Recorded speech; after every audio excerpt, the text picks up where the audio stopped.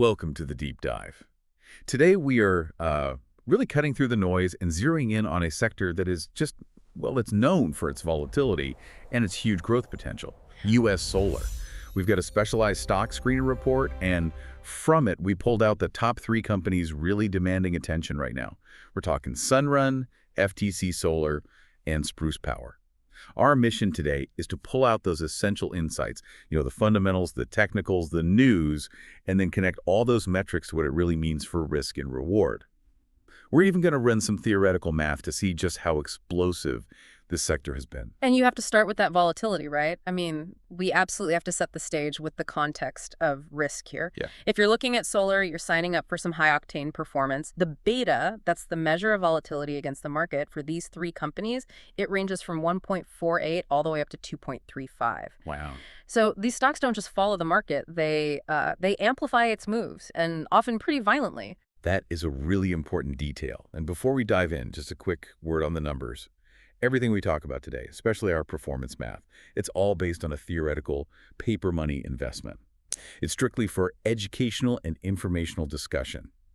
So this is an analysis of data, not financial advice. Exactly. Think of it as a real-time dissection of how markets work. We're just taking a snapshot of performance driven by some very, very recent events. Perfect. So we've organized this by company size, largest market cap down to the smallest. That means we're going to start with a residential solar giant, Sunrun. The ticker is RUN. Okay, Sunrun, they're the heavyweight in this group with a market cap of about $4.51 billion. They're all about putting solar and storage on rooftops. As of the close on November 12th, the stock was trading at $19.44. And from a valuation angle, there's a really distinct split here between, let's say, the present reality and what the market is hoping for in the future. Oh, so? Well, their current price to sales is manageable at 1.95, but then you look at their profitability, and their current earnings per share is a catastrophically negative $11.18. A loss of over $11 a share. Right. But, and this is the key, investors are paying up because the forward PE is noted at almost 65. That is a fascinating conflict. So how can the market justify a PE of 65 on future earnings when the company is losing so much money right now? That just feels like pure hope. It is. Well, it's entirely based on hope. And let's be blunt, massive debt. This is the fundamental tension point for our run. We're talking about a debt-to-equity ratio of 4.93.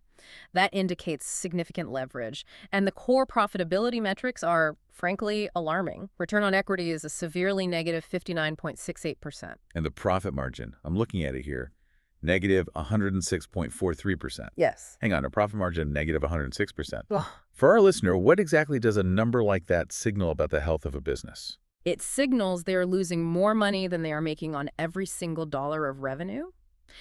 They are essentially selling their product for less than it costs to produce and install it. So they're just paying for growth with debt. That's it, exactly. It's a massive burn rate, and they're surviving purely on the expectation that their huge growing customer base, and they do have 35% quarter-over-quarter sales growth, will eventually become profitable.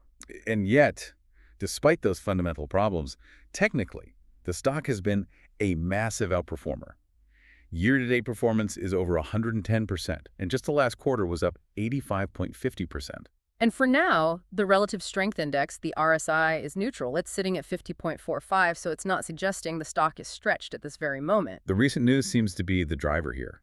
Their November 6th earnings call confirmed the loss, but critically, they topped revenue estimates. And strategically, there was other news about 400% growth in their virtual power plant participation. That's a huge growth area that investors are really latching onto. And it seems analysts are following that story. We see recent upgrades. Guggenheim raising their target to $27, Citigroup to $26. The consensus target is $22.35, which still suggests some upside from that $19.44 close. That's the buy signal, the analyst consensus. But the immediate sell flag is the deep skepticism already baked into the stock.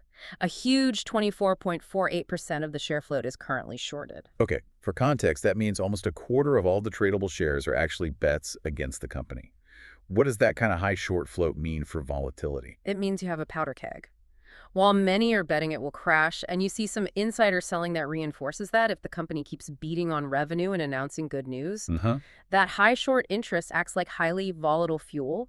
If the stock goes up, those short sellers have to buy back their shares to cover their position, and that buying drives the price up even faster. That's your classic short squeeze risk. Let's run the numbers on that performance then. If we hypothetically invested, say, $5,000 to capture that 85.50% quarterly gain, estimating the buy price 3 months ago was about $10.48 share, you would have picked up 477 shares. All right, so at the November 12th close of $19.44, those 477 shares would be theoretically worth $9,262.68. That gives us a calculated paper profit of $4,266.12. That's a substantial 85.3% paper gain in just 1 quarter, a huge reward for shouldering that debt risk. All right, now we move to the mid-cap FTC Solar, ticker FTCI. They focus on large-scale solar tracker systems. Market cap is about $165 million, and this is where we enter truly explosive territory. Its closing price on November 12th was $11.10, reflecting a colossal single-day change of almost 50%. 49.19% in 1 day. I mean, when that happens, all the normal valuation metrics they go haywire. The price-to-book ratio, for example, is extremely high at 18.26. Explain that PB number for us. What does 18 times book value mean in plain terms? The book value is essentially the liquidation value of the company's assets, what all their physical stuff is worth. Most healthy companies trade closer to a PB of 1, maybe 2 or 3. Okay. Trading at 18 means the market is valuing the company at 18 times the actual value of its physical assets. This is just pure, raw speculation on massive future growth. And I'm guessing the fundamentals support that skepticism. They do. Their negative margins are severe. Gross margin is negative 24%, and the return on equity is deeply negative, down 175%. But their business is expanding rapidly, with sales growth quarter over quarter hitting almost 75%. The momentum is just undeniable. Quarterly performance is at 131.73%. And technically, the RSI is at 68.12, so it's right on the edge of being considered overbought. What's really fascinating is that the closing price of $11.10 is actually almost 17% above its previous 52-week high. It just blew past. So it created a huge immediate gap in the charts. So what triggered this dizzying surge? It was the news, right? The stock spiked because of November 12th earnings. Exactly, and again, same story. They reported a loss, but crucially, they topped revenue estimates and surpassed expectations. This is where we need to look at sentiment versus reality. The analyst consensus target price for FTCI is only $6.33. Right, and the current price of $11.10 completely ignores that. So the massive speculative volume was the short-term buy trigger, but the glaring sell triggers are that overextended RSI and the enormous gap between where it's trading and where analysts think it should be. It really shows the power of a single news item in a volatile sector. So let's look at the theoretical payoff. If we had invested $5,000 right before that news spike, based on the previous day's close of $7.44, we would have purchased 672 shares. Okay, so after that incredible one-day gain, those 672 shares would be valued at $7,459.20. Which nets a theoretical profit of $2,469.12 in just 1 day. That's a nearly 50% paper gain. Incredible. Finally, we turn to the microcap of the group, Spruce Power, ticker SPRU. They focus on residential solar servicing. Market cap is only about $84 million. And this stock had the biggest single-day jump of all three, spiking over 54% to close at $4.72. This microcap really does present the most extreme profile. I mean, they have highly favorable valuation metrics, like a PS of 0.78 and a PB of 0.76. But their debt to equity is the highest of the three at 5.53. Massive debt for massive potential. Right. But they do have one major fundamental point that's different from the others, don't they? They do, and it's a critical one. SPRU is the only company in this group with a positive operating margin. It's clocking in at 8.30%. So their core service business is actually profitable. It suggests their core operations are efficient, yes. Even though the overall profit margin is still negative once you factor in other costs, like that huge debt load. And their revenue is just exploding. Q-over-Q sales growth of almost 44%, and EPS quarter-over-quarter improved drastically by 98%. But the technicals?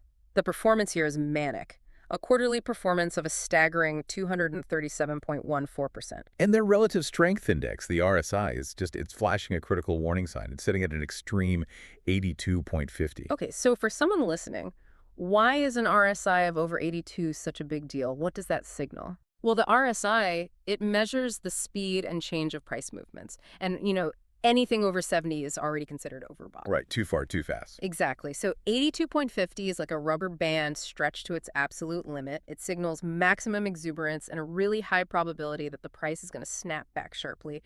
A quick pullback is very likely. And the trigger for all this was their November 11th earnings.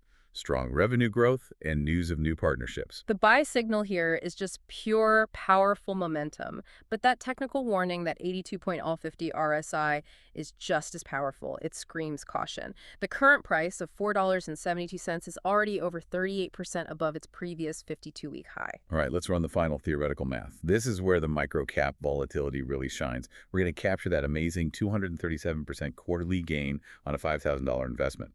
An estimated buy price 3 months ago was about $1.40 per share, which would have bought you 3,571 shares. Okay, so those 3,571 shares priced at $4.72 today would be theoretically worth $16,864.72. That is an estimated paper profit of $11,865.32, a 237% paper gain in just 1 quarter. A monumental payoff for taking on that level of risk. #outro. This deep dive really shows a unified story of momentum in solar, one that's defined by high debt and high expectations. All 3 companies, from Sunrun down to Spruce Power, delivered just immense short-term gains.